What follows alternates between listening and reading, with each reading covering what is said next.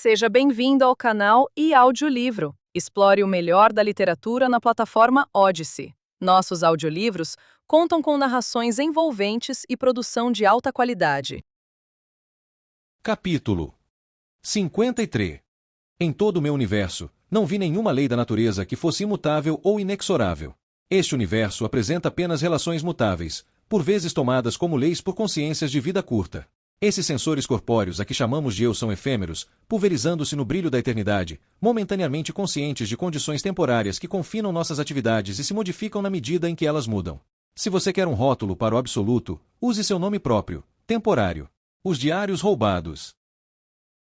Naila foi a primeira a vislumbrar a aproximação do cortejo. Transpirando fortemente sob o sol do meio-dia, encontrava-se junto a uma das pilastras de rocha que marcavam as extremidades da estrada real. O súbito lampejo de um reflexo distante captou-lhe a atenção. Olhou naquela direção, comprimindo as pálpebras e percebendo, com entusiasmo, estar vendo o brilho do sol na cobertura da carreta do Imperador Deus. "Eles vêm vindo!" gritou ela. Sentiu a fome então. Na excitação e na unidade de seu propósito, nenhum deles trouxera comida. Apenas os Fremen haviam trazido água, e isso porque os Fremen sempre carregam água quando deixam Siet. Faziam isso como rotina. Naila tocou com um dedo a coronha da arma laser, presa ao seu quadril. A ponte encontrava-se menos de 20 metros à frente dela, sua estrutura etérea arqueando-se sobre o abismo como uma fantasia alienígena unindo uma superfície desolada a outra. Isso é loucura, ela pensou. Mas o Imperador Deus havia reforçado a sua ordem. Exigia que sua Naila obedecesse todas as ordens de Siona. As ordens de Siona eram explícitas, não deixando espaço para evasões. E Naila não tinha meios de interrogar seu Imperador Deus. Siona dissera: "Quando a carreta estiver no meio da ponte, só então." Mas por quê?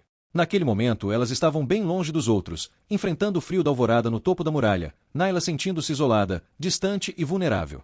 As feições graves de Siona, sua voz baixa e intensa não podiam ser confundidas. "Você julga que pode ferir a Deus?" Naila só podia encolher os ombros. "Você deve me obedecer." "Eu devo", concordou Naila.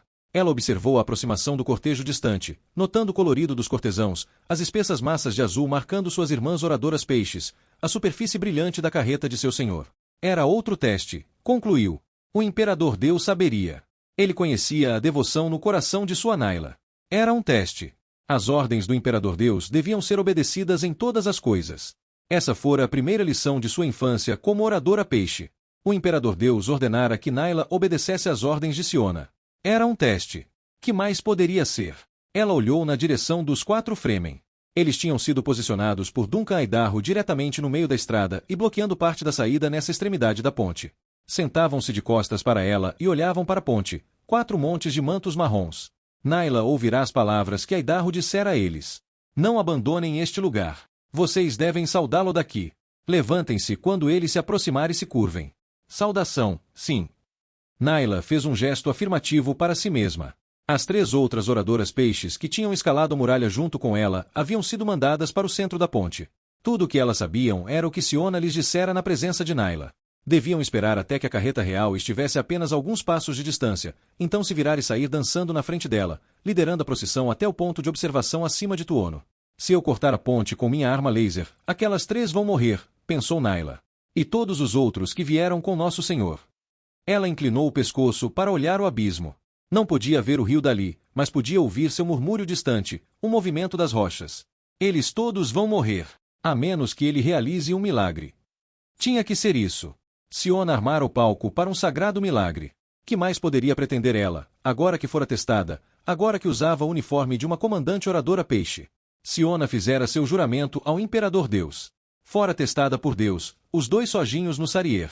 Naila voltou apenas os olhos para a direita, fitando os arquitetos dessa saudação de boas-vindas.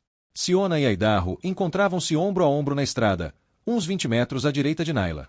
Encontravam-se profundamente absortos numa conversa, olhando um para o outro, ocasionalmente assentindo com a cabeça.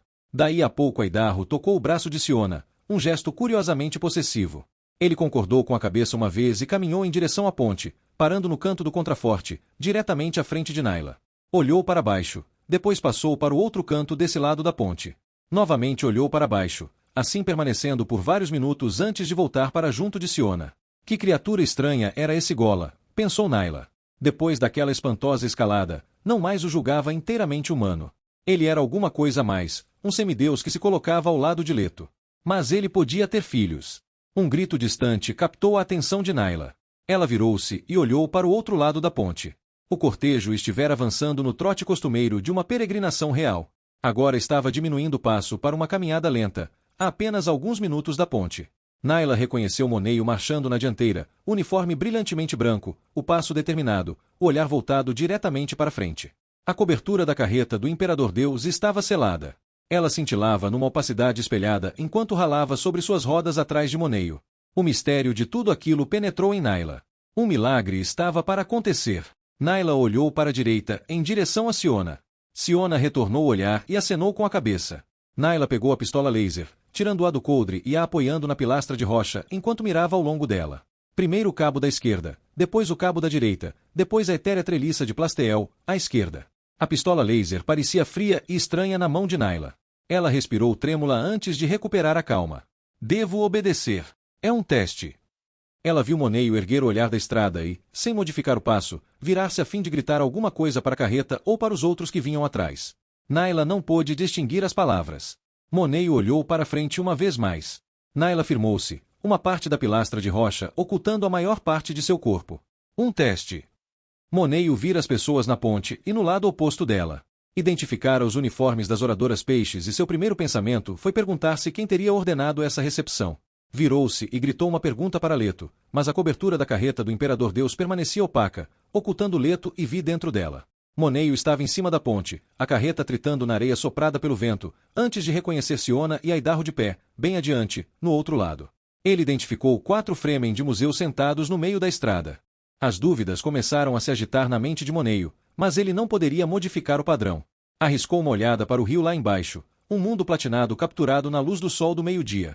O som da carreta era alto atrás dele. O fluxo do rio, o fluxo do cortejo, toda a vasta importância destas coisas nas quais ele desempenhava um papel, tudo isso dominava sua mente com vertiginosa sensação do inevitável. Não somos pessoas passando por este caminho, pensou.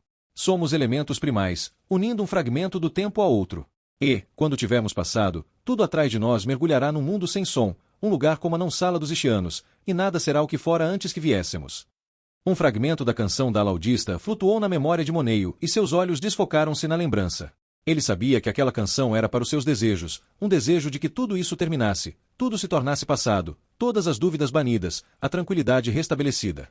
A canção melancólica flutuava como fumaça através de sua consciência, enrolando-se e constrangendo, o som dos insetos nas raízes do capim dos pampas. Moneio cantarolou a canção para si mesmo. O grito dos insetos marca o fim do outono. Meu canto tem a cor das últimas folhas nas raízes do capim dos pampas.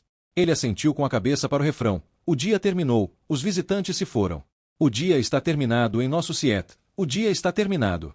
E o vento da tempestade soa. O dia está terminado. Os visitantes se foram. Moneio concluiu que a canção da Laudista tinha mesmo que ser muito antiga, uma velha canção Fremen, sem dúvida alguma. E ela lhe dizia alguma coisa a respeito de si mesmo. Ele desejava que os visitantes realmente fossem embora, que toda a excitação terminasse, que houvesse paz uma vez mais. A paz estava tão próxima, e no entanto ele não podia abandonar seus deveres. Pensou em todo o material empilhado lá na areia, fora do alcance da vista de quem olhasse de Tuono. Eles logo viriam aquilo tudo: tendas, comidas, mesas, pratos de ouro e facas decoradas com joias, globos luminosos moldados nas formas de arabesco de antigas lâmpadas. Tudo com a riqueza e a plenitude de expectativas de vidas muito diferentes. Eles nunca mais serão os mesmos em Tuono. Moneio passará 2 noites em Tuono, certa vez, numa viagem de inspeção. Ele lembrava o cheiro dos fogos cozinhando as refeições, arbustos aromáticos acesos e queimando no escuro. Eles não usavam fogões solares porque esta não era a maneira mais antiga. A maneira mais antiga. Quase não existia cheiro de melange em Tuono. Havia uma suave acridez e os olhos tirados de arbustos de oásis. Esse era o odor dominante. Sim. E as fossas e o fedor de lixo apodrecendo.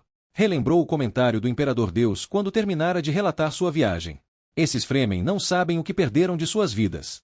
Julgam manter a essência dos velhos tempos. Esse é o fracasso de todos os museus. Alguma coisa se apaga, evapora-se do que é exibido e se vai. As pessoas que administram os museus e o povo que vem curvar-se sobre as vitrines para olhar, poucos entre eles sentem essa coisa perdida. O que impulsionava o motor da vida nos velhos tempos. E quando a vida se vai, ela se vai. Moneio voltou os olhos para as 3 oradoras peixes que se erguiam bem adiante dele na ponte. Elas levantaram os braços e começaram a dançar, rodopiando e saltitando, apenas alguns passos adiante. Como é estranho, pensou ele. Já vi outras pessoas dançarem a céu aberto, mas nunca as oradoras peixes. Elas só dançam na privacidade de seus alojamentos, na intimidade de suas próprias companheiras. Esse pensamento ainda estava em sua mente quando ele ouviu o primeiro zumbido terrível de uma pistola laser e sentiu a ponte guinar debaixo de si. Isso não está acontecendo, disse-lhe sua mente. Ouviu a carreta real derrapar de lado sobre o leito da estrada, depois a pancada da cobertura se abrindo. Um tumulto de berros elevou-se atrás dele, mas não podia virar-se. O tabuleiro da ponte se havia inclinado acentuadamente para o lado direito de Moneio, jogando de cara no chão enquanto escorregava em direção ao abismo. Ele se agarrou a um cabo partido para se firmar, mas o cabo desceu com ele, tudo raspando na fina camada de areia que cobrira o leito da estrada. Moneio agarrou-se ao cabo com ambas as mãos, virando-se com ele. Então viu a carreta real. Estava escorregando na direção da beirada da ponte, a capota aberta. Vi se erguia ali, uma das mãos segura ao assento dobrável, enquanto ela olhava para além de Moneio. Um horrível guincho de metal se rasgando encheu o ar enquanto o leito da estrada se inclinava ainda mais. Ele viu pessoas do cortejo caindo, as bocas abertas, os braços se batendo. Alguma coisa prendera o cabo de Moneio. Com os braços estendidos acima da cabeça, ele virou-se uma vez mais, rolando. Sentia as mãos, lubrificadas pela transpiração do medo, escorregarem ao longo do cabo. E outra vez seu olhar se voltou para a carreta real. Ela se encontrava bloqueada de encontro aos tocos das vigas partidas. E, enquanto Moneio olhava, as mãos inúteis do Imperador Deus tentavam agarrar Vinorei, mas não conseguiam alcançá-la. E ela caiu da extremidade aberta da carreta, silenciosamente, o vestido dourado soprado para cima pelo vento da queda, revelando seu corpo esticado, reto como uma flecha apontando para baixo. Um gemido profundo, meio ronco, escapou do Imperador Deus. Por que ele não ativa os suspensores? Perguntou-se Moneio. Os suspensores irão suportá-lo. Mas a arma laser continuava zumbindo e, quando as mãos de Moneio escorregaram para fora da extremidade do cabo partido, ele viu a flecha de chama golpear as bolhas suspensoras da carreta, perfurando uma após a outra em erupções de fumaça dourada. Moneio esticou as mãos sobre a cabeça enquanto caía. A fumaça! A fumaça dourada! Seu manto chicoteou para cima, virando-lhe o corpo até que seu rosto estava voltado na direção do abismo. Com o olhar nas profundezas, ele reconheceu o redemoinho das corredeiras fervilhantes lá embaixo, um espelho de sua vida, correntezas precipitando-se e mergulhando, todo o movimento reunindo toda a substância. As palavras de Leto serpentearam em sua mente numa trilha de fumo dourado. A cautela é o caminho para a mediocridade. A mediocridade flutuante, desapaixonada, é tudo que a maioria das pessoas julga poder conquistar. Moneio caiu livremente no êxtase da conscientização. O universo abria-se para ele como um vidro transparente, tudo fluindo para o não-tempo. A fumaça dourada. Leto! Gritou ele. Ciaino! Eu creio! O manto foi então arrancado de seus ombros. Ele girou no vento do cânion, tendo um último vislumbre da carreta inclinando-se no leito partido da estrada. E o Imperador Deus escorregou da extremidade aberta. Alguma coisa sólida esmagou as costas de Moneio, sua última sensação. Leto sentiu-se escorregando de cima da carreta, sua consciência congelada na imagem de Via atingindo o leito do rio, uma distante fonte aperolada que marcará seu mergulho nos sonhos e mitos do fim. Suas últimas palavras, calmas e firmes, ainda lhe soavam na memória. Eu devo ir na frente, amor. Quando caiu da carreta, ele viu o arco de cimitarra do rio, uma coisa de bordas lascadas que tremulava em meio às sombras, uma lâmina de água afiada pela eternidade e pronta agora para recebê-lo em sua agonia. Não posso gritar, não posso berrar, pensou. Nem mesmo as lágrimas me são mais possíveis. Elas são água e eu terei bastante água dentro de um instante. Só posso gemer em minha dor. Estou sozinho, mais sozinho do que jamais estive. Seu grande corpo anelado flexionou-se enquanto caía, girando e torcendo-se até que sua visão ampliada revelou Siona de pé na extremidade partida da ponte. Agora você vai aprender, pensou ele. O corpo continuou a girar. Ele observou a aproximação do rio. A água era um sonho habitado pelos vislumbres dos peixes que ativavam a ancestral memória de um banquete ao lado de uma piscina de granito, carne rosada deslumbrando seus apetites. Eu me uno a você, Vi, no banquete dos deuses. O clarão de uma explosão de bolhas o envolveu em agonia. Água, correntes violentas de água, o golpeavam de todos os lados. Sentiu o render das rochas enquanto lutava para subir, emergindo numa cascata torrencial. Seu corpo flexionava-se num paroxismo involuntário, jogando água para todos os lados com suas contorções. A muralha do cânion, negra e úmida, passava veloz em seu olhar frenético. Lantejoulas partidas do que fora sua pele explodiam para longe dele, uma chuva de prata à sua volta, mergulhando no rio, um anel de movimentos deslumbrantes e sequins quebradiços, o brilho de escama das trutas da areia deixando para começar suas próprias vidas como colônias. A agonia prosseguia. Leto admirava-se de poder continuar consciente com tudo que seu corpo estava sentindo. O instinto o impulsionou. Ele agarrou-se a uma rocha em torno da qual a corrente o despejara e sentiu um dos dedos se soltar de sua mão antes que ele pudesse afrouxar o aperto. A sensação era apenas um tom menor numa sinfonia de dor. O curso do rio lançou-o para a esquerda em torno de um contraforte do abismo e, como que dizendo que já tivera o suficiente dele, jogou rolando sobre a beira inclinada de um banco de areia. Ele ficou caído por um momento, a tinta azul da essência de especiaria flutuando para fora dele na correnteza. A agonia o fez mover-se, o corpo de verme arrastando-se sozinho, afastando-o da água. Toda a cobertura de truta da areia se fora, e ele sentia cada toque mais imediato, um sentido perdido restaurado quando tudo que poderia trazer-lhe era mais dor. Não podia enxergar o próprio corpo, mas sentia que uma coisa que teria sido um verme se arrastava, contorcendo-se para longe da água. Olhou para cima com olhos que viam tudo através das folhas de uma chama em que as formas se coagulavam por vontade própria.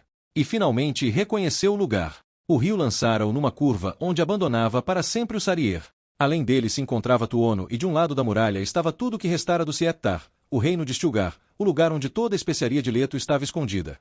Exalando fumaças azuis, seu corpo se arrastou ruidosamente ao longo de uma praia de cascalhos, deixando uma trilha de tinta azul sobre rochas partidas e um buraco úmido que podia ter sido parte do Siet original. Agora era apenas uma caverna rasa, bloqueada na extremidade interior por um desmoronamento de rocha. Suas narinas relataram-lhe o cheiro úmido de sujeira e o claro perfume da essência de especiaria. Sons penetraram em sua agonia. Ele virou-se no confinamento da caverna e viu uma corda pendendo da entrada. Uma figura deslizou pela corda e ele reconheceu Naila. Ela pulou para as rochas e se agachou, olhando para ele nas sombras. A chama que era a visão de Leto abriu-se para revelar outra figura pulando da corda, Siona. Naila e ela correram em direção a ele, num barulho de pedras deslocadas, e pararam fitando-o. Uma terceira figura caiu da corda, Aidarro. Ele se movia com uma ira frenética, lançando-se em direção a Naila e gritando: "Por que você a matou? Não devia matar Vi." Naila o jogou no chão com um movimento quase indiferente de seu braço esquerdo. Ela subiu pelas rochas, apoiando-se nas mãos e nos pés, e parou de quatro, olhando para Leto. "Senhor, está vivo!" Aidarro estava bem atrás dela, arrancando do coldre a pistola laser.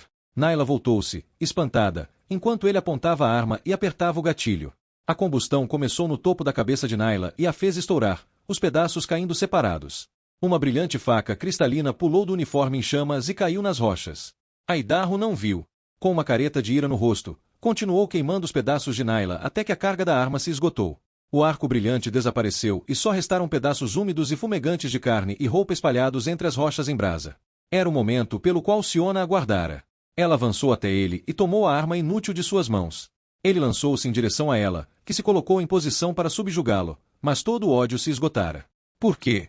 sussurrou ele. "Está feito," ela disse. Voltaram-se olhando em direção a Leto nas sombras da caverna. Leto nem podia imaginar o que eles viam. A pele de truta da areia se fora, disso ele sabia. Devia haver alguma espécie de superfície perfurada pelos orifícios dos cílios da pele que sumira. Quanto ao resto, só podia devolver o olhar dessas duas figuras de um universo sulcado pela mágoa. Através das chamas de sua mente, via Siona como um demônio feminino. O nome do demônio veio sem ser solicitado e ele falou numa voz alta, ampliada pela caverna e muito mais elevada do que teria esperado. "Amia." "O quê?" Ela chegou um passo mais perto dele. Aidarro colocou ambas as mãos sobre o rosto. "Olha o que você fez ao pobre Duncan," disse Leto.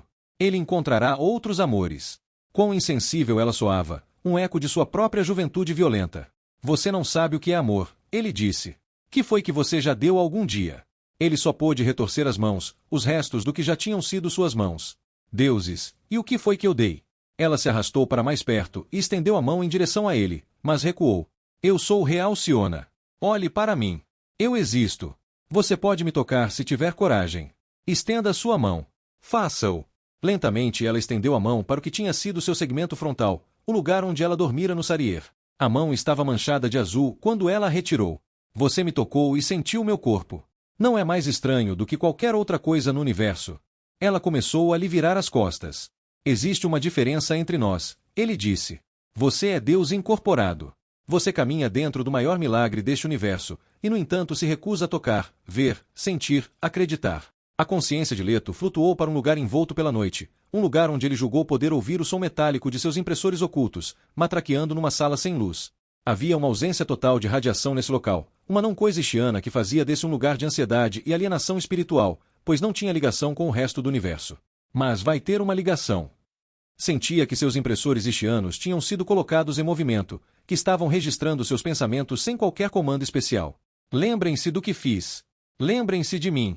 Serei inocente outra vez. A chama de sua visão dividiu-se para revelar Aidarro de pé onde Siona ficará anteriormente. Havia uma gesticulação em algum ponto fora de foco, além de Aidarro. Ah, sim, Siona acenando instruções para alguém no topo da muralha. Ainda está vivo? Perguntou Aidarro. A voz de Leto escapava em meio ao chiado da respiração. Deixe-os dispersarem-se, Duncan. Deixe-os correr e se esconder em qualquer lugar que quiserem, no universo que escolherem. Maldito! Que está dizendo? Eu teria preferido deixá-la viver com você. Deixar? Eu não deixei coisa alguma. Por que deixou que Vi morresse? Gemeu Aidarro. Não sabíamos que ela estava lá com você. A cabeça de Aidarro tombou para diante. Você será recompensado, disse Leto com a voz rouca. Minhas oradoras peixes vão escolher você em vez de Siona. Seja bondoso com ela, Duncan. Ela é mais do que Atreides e carrega consigo a semente da nossa sobrevivência. Leto mergulhou de volta em suas memórias. Agora eram mitos delicados, mantidos por pouco tempo em sua consciência. Sentia ter caído num tempo que, pela própria natureza, modificara o passado. Havia sons, contudo, e ele lutou para interpretá-los. Alguém subindo nas rochas. As chamas partiram-se para revelar Siona ao lado de Aidarro. Eles estavam de mãos dadas, como duas crianças, uma tranquilizando a outra antes de se aventurarem num lugar desconhecido. Como ele pode viver assim? Sussurrou Siona. Leto esperou pela força para responder. Vi me ajuda, ele disse. Nós tivemos uma coisa que poucos experimentaram. Nós nos unimos em nossas forças, e não em nossas fraquezas. E olhe para onde isso o levou. Retrucou Siona. Sim, e reze para que você consiga o mesmo. Talvez a especiaria lhe dê tempo, disse ele, rouco. Onde está a sua especiaria? Ela quis saber. Nas profundezas do Siettar. Duncan vai encontrá-la. Conhece o lugar, Duncan. Agora o chamam de Tabur. As linhas de relevo ainda estão lá. Por que fez isso? Sussurrou Aidarro. Minha dádiva. Ninguém encontrará os descendentes de Siona. O oráculo não pode vê-la, respondeu Leto. O quê? Os dois perguntaram ao mesmo tempo, inclinando-se mais perto para ouvir a voz que desaparecia. Eu lhes dou um novo tipo de tempo, sem paralelos. Sempre divergirá. Não haverá pontos de concorrência nem curvas. Eu lhes dou o caminho dourado. Essa é minha dádiva. Nunca mais terão os tipos de coincidências que já tiveram. Chamas cobriram sua visão. A agonia estava se apagando, mas ele ainda podia sentir os odores e ouvir os sons com uma acuidade terrível. Aidarro e Siona estavam respirando com rapidez. Curiosas sensações sinestéticas começaram a ondular para dentro da mente de Leto, ecos de ossos e juntas que ele sabia não mais possuir. Olhe! Disse Siona. Ele está se desintegrando. Essa era a voz de Aidarro. Não. Era Siona. O exterior que está desmoronando. Olhe! O verme! Leto sentiu partes de si mesmo acomodando-se em morna suavidade. A agonia foi embora. Que são aqueles buracos nele? Perguntou Siona. Acho que eram trutas da areia. Vê as formas. Estou aqui para provar que um de meus ancestrais estava errado, disse Leto, ou pensou ter dito, o que era a mesma coisa com relação aos seus diários. Eu nasci homem, mas não morro como homem. Não posso olhar, disse Siona. Leto ouviu-a virar-lhe as costas, um barulho de rochas. Ainda está aí, Duncan? Sim. Então ainda tenho voz. Olhe para mim, pediu Leto. Eu era um sangrento fragmento de polpa num ventre humano, um fragmento não maior que uma cereja. Olhe para mim, eu digo. Estou olhando. A voz de Aidarro era fraca. Você esperava um gigante e encontrou um gnomo. Agora está começando a conhecer as responsabilidades que surgem como resultado de suas ações. Que vai fazer com o seu novo poder, Duncan? Houve um longo silêncio, então a voz de Siona. Não escute. Ele era louco. É claro, retrucou Leto. Loucura com método. Isso é genialidade. Siona, você entende isso? Perguntou Aidarro. Como era triste a voz do Gola. Ela entende, disse Leto. É humano ter sua alma levada a uma crise que você não previu. E como sempre foi com os humanos. Moneio entendeu, afinal. Queria que ele se apressasse e morresse logo. Disse Siona. Eu sou o Deus dividido e você me tornará uno, disse Leto. Duncan, creio que de todos os meus Duncans é você que eu aprovo mais. Aprova. Algo da ira retornou à voz de Aidarro. Existe mágica na minha aprovação. Tudo é possível num universo mágico. Sua vida foi dominada pela fatalidade do oráculo, não a minha. Agora você percebe os caprichos misteriosos e me pede para afastá-los. Só queria poder aumentá-los. Os outros dentro de Leto começaram a se reafirmar. Sem a solidariedade do grupo colonial para reforçar sua identidade, ele começou a perder sua posição entre eles, que começaram a falar a linguagem do si. Se você ao menos tivesse. Se nós tivéssemos podido. Queria gritar para que ficassem em silêncio. Somente os tolos preferem o passado. Leto não sabia se realmente pensara ou gritara essas palavras. A resposta foi um momentâneo silêncio interior, igualado por um silêncio exterior enquanto ele sentia alguns fios de sua antiga identidade ainda intactos. Tentou falar e conheceu a realidade disso porque Aidarro disse, escute, ele está tentando dizer alguma coisa. Não temam os Ishianos, disse ele, e ouviu sua própria voz como um sussurro se apagando. Eles podem fazer as máquinas, mas não podem mais criar Araué. Eu sei. Eu estava lá. Ficou em silêncio, reunindo suas forças, mas sentia a energia lhe escapando mesmo enquanto tentava mantê-la. Uma vez mais o clamor se ergueu em seu interior, vozes suplicando e gritando. Parem com essa tolice! Gritou, ou julgou ter gritado. Aidarro e Siona ouviram somente um sopro ofegante. Daí a pouco Siona disse, acho que ele está morto. E todos julgavam que era imortal, disse Aidarro. Sabe o que diz a história oral? Perguntou Siona. Se deseja a imortalidade, você nega a forma. O que quer que possua forma tem mortalidade, além da forma está o informe, o imortal. Isto soa como ele falando, acusou Aidarro. Acho que é, ela disse. Que ele quis dizer a respeito de seus descendentes, Siona.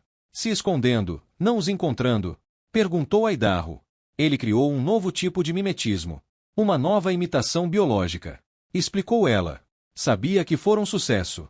Não podia me ver nos seus futuros. Que é você? Quis saber Aidarro. Eu sou a nova Atreides. Atreides. O nome era uma maldição na voz de Aidarro. Siona olhou para a carcaça em desintegração que tinha sido Leto Atreides II. E alguma coisa mais. Essa alguma coisa mais estava escorrendo em fios de fumaça azul, onde o cheiro de melange era mais forte. Poças de líquido azul formavam-se nas rochas embaixo da massa que se derretia. Restavam ligeiros contornos do que já fora um ser humano, uma espumante massa rosa dissolvendo-se, um pedaço de osso riscado de vermelho que podia ter contido as formas das faces e da testa. Siona disse, sou diferente, mas ainda sou o que era. Aidarro falou num rouco sussurro, os ancestrais, todos os... A multidão está lá, mas eu caminho em silêncio entre eles e ninguém me pode ver. As velhas imagens se foram, e apenas a essência permanece para iluminar o caminho dourado. Ela virou-se e pegou a mão fria de Aidarro entre as suas. Com cuidado, levou-o para fora da caverna, para a luz onde uma corda pendia, convidando-os a voltar para o topo da muralha, onde os assustados Fremen de museu aguardavam. Pobre material com que moldar um novo universo, ela pensou, mas eles teriam que servir. Aidarro necessitaria de uma gentil sedução, um cuidado dentro do qual o amor poderia brotar. Quando ela olhou ao longo do rio, para onde o fluxo emergia desse abismo feito pelo homem, espalhando-se sobre as terras verdes, viu o vento sul impulsionando nuvens negras na sua direção. Aidarro retirou a mão de entre as suas, mas parecia mais calmo. O controle do clima está cada vez mais instável. Monet o julgava ser obra da corporação. Meu pai raramente se enganava quanto a essas coisas, ela disse.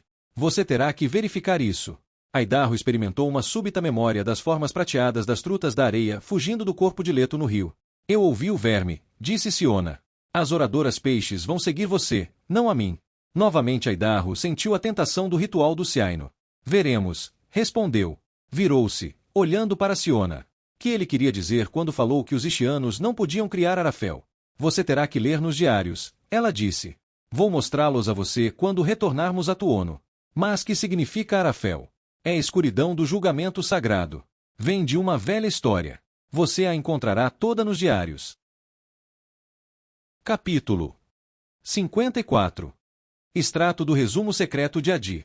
Benoto sobre as descobertas em Dar es Balat. Eis o relatório da minoria. Concordaremos, é claro, com a decisão da maioria no sentido de censurar e copidescar cuidadosamente os diários de Dar es Balat, mas nossos argumentos devem ser ouvidos. Reconhecemos o interesse da Sagrada Igreja nessas questões, e os perigos políticos também não escaparam à nossa atenção. Compartilhamos o desejo da Igreja de Hakiz no sentido de que a sagrada reserva do Deus dividido não se torne uma atração para turistas maravilhados. Entretanto, agora que todos os diários se encontram em nossas mãos, autenticados e traduzidos, emerge a forma precisa do projeto dos Atreides. Como mulher treinada pela Bene Gesserit para entender os costumes de nossos ancestrais, tenho um desejo natural de compartilhar o padrão que podemos expor, que é muito mais do que de Duna para Hakiz, de Arrakis para Duna, e daí para Hakiz. Os interesses da história e da ciência devem ser atendidos. Esses diários lançam uma luz valiosa sobre esse acúmulo de recordações pessoais e biografias dos dias de Duncan, a Bíblia da Guarda. Não podemos esquecer os juramentos familiares, pelos milhares de filhos de Aidarro, e pelas 9 filhas de Siona. O persistente culto da irmã Shenoe assume novo significado a partir das revelações dos diários.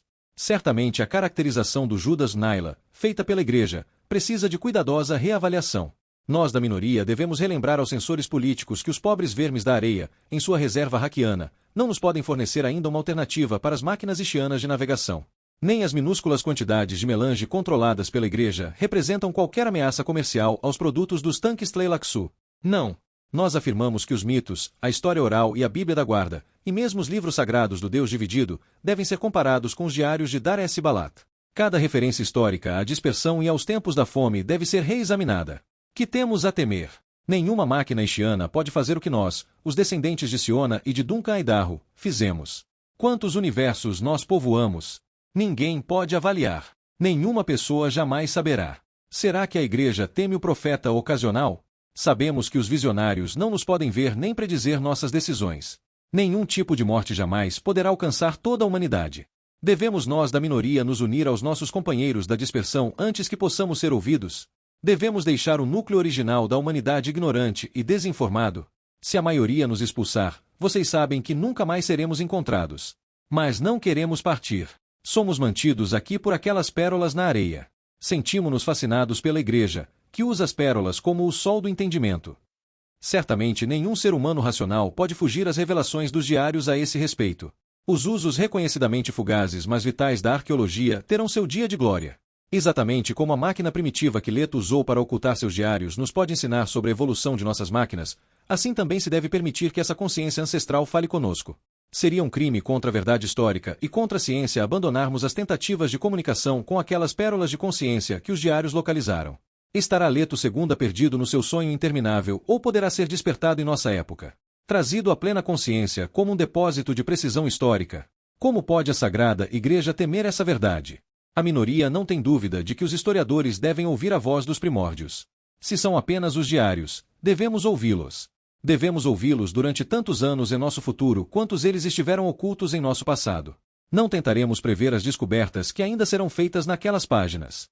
Dizemos apenas que elas devem ser feitas. Como poderíamos virar as costas à nossa mais importante herança? Como disse o poeta Lon Branlis, nós somos a fonte das surpresas. Fim do livro. Contribua com o canal para que possamos continuar produzindo audiolivros. Doe em livepix.gg/eaudiolivro.